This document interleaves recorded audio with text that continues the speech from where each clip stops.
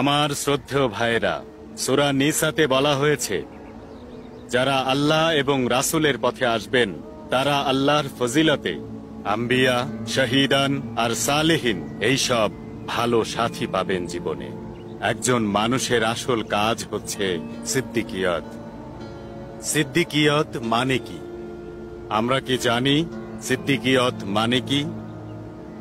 এর মানে হচ্ছে সঠিক পথে চলা, যা বলবে সত্যি বলবে, যতই শত্রু নিপীড়ন করুক।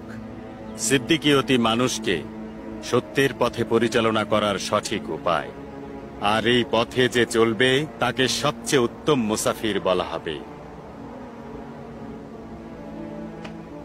প্রিয় ভাইরা আমার, তুফানে হযরত নূহ আলাইহিস সালামকে, নমরুদের হাতে হযরত ইব্রাহিম আলাইহিস সালামকে, কুয়াতে হযরত ইউসুফ আলাইহিস সালামকে, আর মুশরিকদের হাত থেকে রাসূল পাক সাল্লাল্লাহু আলাইহি ওয়াসাল্লামকে সুরক্ষিত রেখেছে তার নাম সিদ্দিকিয়ত।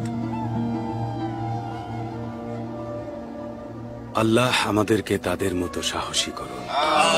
আর যারা ফাঁদে ফেলার সবসময় চেষ্টা করে তাদের হাত থেকে আমাদের সর্বদা রক্ষা করুন। আমিন।